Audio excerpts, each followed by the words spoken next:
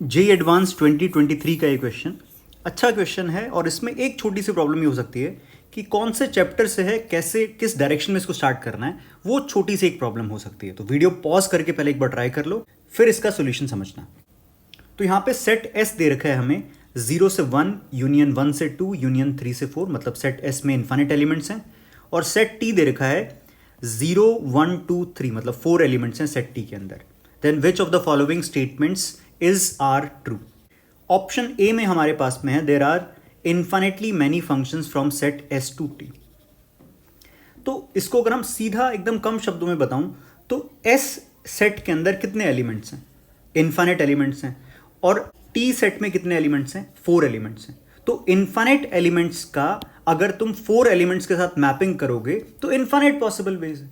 जैसे एक बार के लिए इमेजिन करो, मान लेते हैं 100 एलिमेंट्स को तुम 4 एलिमेंट्स से मैप कराते हो। तो फर्स्ट के पास 4 चॉइसेस, सेकंड के पास 4 चॉइसेस, थर्ड के पास 4 चॉइसेस, फोर्थ के पास 4 चॉइसेस। इस तरह से करते करते 4 to the power 100 mapping possible है।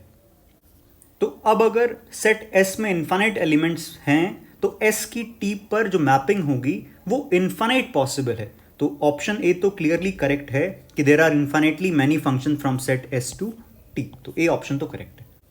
अब सेकेंड ऑप्शन देखो, there are infinitely many strictly increasing function from set S to T. इसने कहा है स्ट्रिक्टली इंक्रीजिंग फंक्शन। अब एक बात समझने की सीधी सी बात कि स्ट्रिक्टली इंक्रीजिंग फंक्शन अगर है, स्ट्रिक्टली इंक्रीजिंग फंक्शन अगर है तो जितने एलिमेंट्स डोमेन में है, तो अगर मैं ऐसे बोलूं कि एनएस जो है मतलब number of elements in the domain, जो कि एस है यहां पे, को डोमेन जो कि यहां पे टी है, तो कम से कम या तो नंबर ऑफ एलिमेंट्स जो को डोमेन में है वो रेंज के इक्वल हो जाए या फिर उससे ज्यादा रहे। तो ध्यान से देखो, number of elements set S में क्या है? इनफाइनाइट। और number of elements set T में क्या है? फाइनाइट। 4 एलिमेंट्स हैं। तो स्ट्रिक्टली इंक्रीजिंग होने के लिए 4 एलिमेंट्स पर तुम स्ट्रिक्टली इंक्रीजिंग बना ही नहीं पाओगे। इस बात को एक छोटे से एग्जांपल से समझ लेते हैं। मान लो कोई सेट ए है जिसमें 5 एलिमेंट्स हैं, 1, 2, 3, 4, 5, और सेट बी में 4 एलिमेंट्स हैं, 1, 2, 3, 4। अगर इस फंक्शन को हमें स्ट्रिक्टली इंक्रीजिंग बनाना है तो 1 के पास कितनी चॉइसेस हैं? देखो भाई, 1 जिससे भी कनेक्ट होगा, मान लेते हैं 1 से कनेक्ट कर दिया, 2 से कनेक्ट कर दिया, 3 से कनेक्ट कर दिया, 4 से कनेक्ट कर दिया। अब 5 के पास कोई चॉइस बचेगी नहीं। तो इसका मतलब अगर स्ट्रिक्टली इंक्रीजिंग फंक्शन है तो डोमेन में जितने एलिमेंट्स दिख रहे हैं कम से कम उतने एलिमेंट्स को डोमेन में होना चाहिए। अगर ऐसा नहीं है तो वो एक स्ट्रिक्टली इंक्रीजिंग फंक्शन डिफाइन नहीं हो सकता। तो इसका मतलब बी ऑप्शन गलत है। सी पर आते हैं। Number of continuous function from set S to T is at most 120। अब कंटिन्यूअस अगर होना है तो हमारे पास में जो सेट टी है उसमें सिर्फ कैसे कैसे एलिमेंट्स हैं? 4 एलिमेंट्स हैं, 0, 1, 2, 3। और सेट एस में अगर मैं बनाऊं तो 0 से 1 एक मेरे पास में इंटरवल है, एक 1 से 2 का इंटरवल है और एक 3 से 4 का इंटरवल है।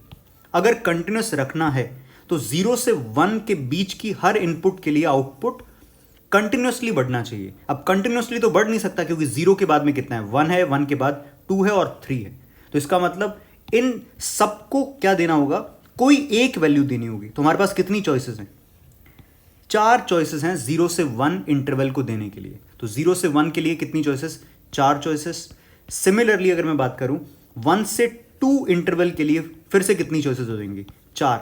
या तो ये 0 होगा, 1 होगा, 2 होगा, 3 होगा। कहने का मतलब 1 से लेके 2 के हर इनपुट के लिए आउटपुट रहेगा 0, 1, 2, 3, इन चारों में से कोई एक। और इसी तरह से 3 से 4 इंटरवल के बीच में भी अगर कोई एक इनपुट उठाते हैं तो उसका आउटपुट भी क्या आएगा? या तो 0 या 1, 2, 3, इन चारों में से कोई एक। तो टोटल हमारे पास में इतने कंटिन्यूअस फंक्शन रहेंगे जो कि कितना है? 64। और ऑप्शन सी में लिखा हुआ है number of continuous function from S to T is at most 120। तो 64 है तो एट मोस्ट 120 है।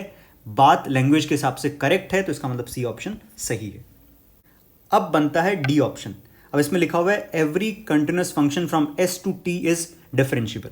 ध्यान से देखो, अगर फंक्शन को कंटिन्यूअस होना है तो हमने ये कहा कि 0 से 1 इस पूरे इंटरवल के लिए आउटपुट क्या रहेगा? एक ही आउटपुट रहेगा। और ऑप्शन क्या है उसके पास में? 0, 1, 2, 3 में से कोई एक। उसी तरह से कंटिन्यूस होने के लिए 1 से 2 के बीच के हर इनपुट के लिए आउटपुट क्या रहेगा, इन चारों में से कोई एक रहेगा। सेम गोज विद 3 to 4, इन चारों में से कोई एक आउटपुट रहेगा।